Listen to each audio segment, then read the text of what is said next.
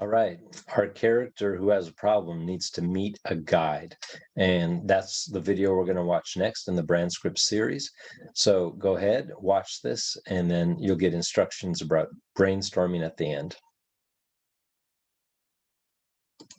I am going to share my screen and start the video.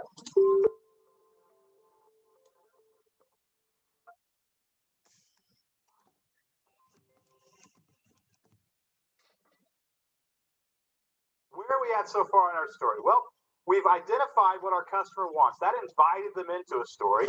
And then we actually defined the three levels of problems that they experience. That really hooked them into the story. But we've got them in a really tough place. I mean, they're feeling hopeless. They're feeling helpless. They need help. And that's where we come in. We enter their story as the guide and we position ourselves as the guide. And it's critical. I'm telling you, if you play the hero in the story, you are going to do a lot less business than if you play the guide. When it comes to choosing somebody to buy products from or somebody to follow, customers are always going to choose the guide. In fact, if you look back at even just recent presidential elections, think about the candidates who lost. Well, you got John McCain. He's a war hero. He lost.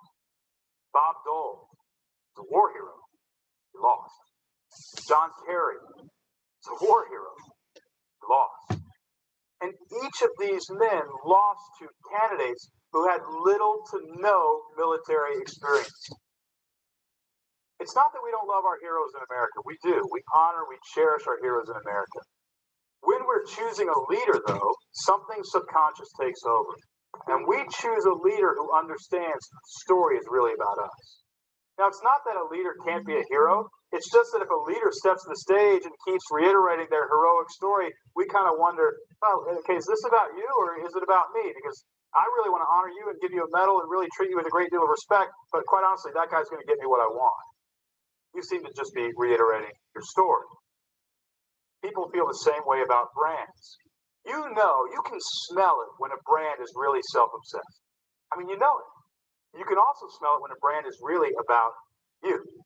This brand wants to help me win, and we want to position ourselves as the guide, because the guide is the character that helps the hero win.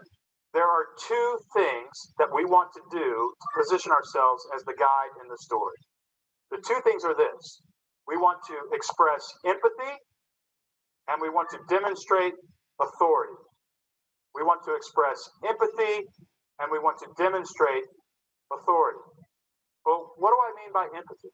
What I mean by empathy is that we need to tell our customers that we care about them. We need to tell our customers that we understand their external and internal problems.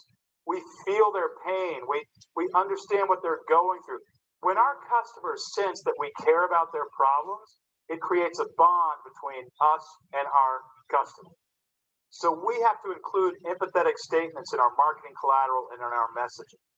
What do empathetic statements look like? Well, they're pretty simple. I mean, we just need to say things like, we know how hard it is to deal with X, right? Or many of our customers have struggled with, or don't you just hate it when we understand how it feels too. We might say something like you, we are troubled by X. The idea here is that we're just saying, hey guys, we're listening and we understand. And when people hear that, they go, you know what? I'm interested in this person. But it's not enough. We can't just be their friend. We can't just be empathetic. We can't just be caring. We also have to be competent. We have to have authority to solve their problem. If I go to a nutritionist and I say to my nutritionist, hey, look, I've just got to lose 30 pounds. I mean, I've struggled with this for so long. I'm tired of it. But, you know, I eat healthy for a while, but I love eating a bowl of ice cream at night. You know, I've just got to lose 30 pounds. And the nutritionist looks at me and says, me too. I'm at the wrong nutritionist, right? I'm looking for somebody who knows how to get me there. I need you to have solved this problem. I don't want you to take the journey with me. We are looking for competence. We're looking for somebody who has the ability to solve this problem. This gets a little bit tricky, though, because if you express too much authority in your brand message, you do move into the position of the hero. I mean, you can easily go from guide to hero if you keep talking about how great you are and how awesome you are, and people start to go, okay, is this about me or is this about you? So there's some subtle ways that we want to demonstrate our competency and our authority. We don't want to overdo it. Your customers have in their brain just a little checkbox in the back of their mind, and it's very easy for them to check. They just need to see something that says, all right, this person knows what they're doing. So let's say you got a website. A couple things you might want to include on that. One is just statistics. We've helped over 10,000 people solve that exact problem. We've helped people in your situation save up to $500,000 a year in their supply chain. Maybe some awards that you've won. I wouldn't go too far into it, but you could actually list the icons of those awards on your website. If you do business with other businesses that people might find familiar, just include some of those logos on your website. Any media that you've done, if you've been in USA Today, you were on the Today Show, you want to include those logos there also. And then most importantly, just some testimonies.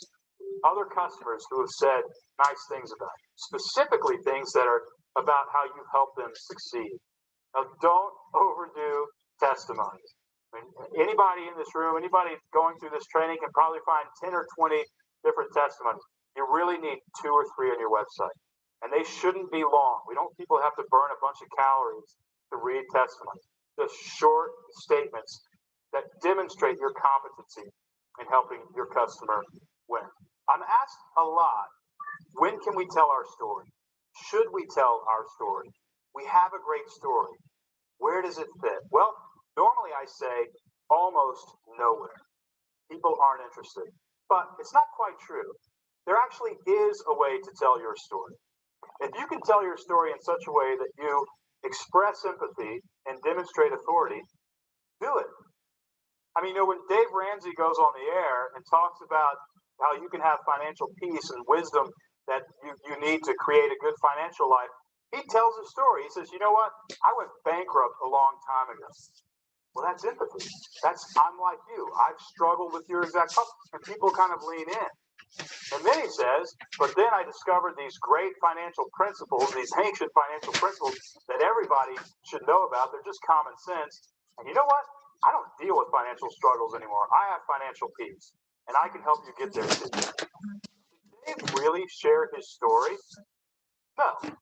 He shared empathy and authority. And that's it. The point is this. Your customers are looking for a guide. And you can position yourself in their life as the guide by expressing empathy and authority. So here are 2 questions I want you to consider as you go to your brainstorm. Are there empathetic statements that you can make to your customer to help them understand that you feel their pain, that you get it, that you're with them, that you identify with them? Can you say, we understand, or we know how it feels, or a lot of our customers struggle with X? When you say that, you'll bond with them. And second, how can you demonstrate authority? Are there statistics that you can share? How many people have you helped solve this problem? Are there awards that you've won? Is there media that you've been featured in? How can you demonstrate that you have what it takes to solve your customer's problem? Okay? Spend some time brainstorming, circle the answers that you like, and then look at those answers and make a brand script decision. All right, so it's time to brainstorm. So go ahead and do that. And afterwards, circle the 1 or 2 that you really like. And we'll get to talk about that when we meet and go through this brand script together. A special task for Scott. Want to encourage you, please find those statistics, like how many church planters has the Free Church helped. Some statistics that might be helpful, or delegate it to someone who knows that stuff. All right, get ready for doing this, and then I'll get the next video ready for you.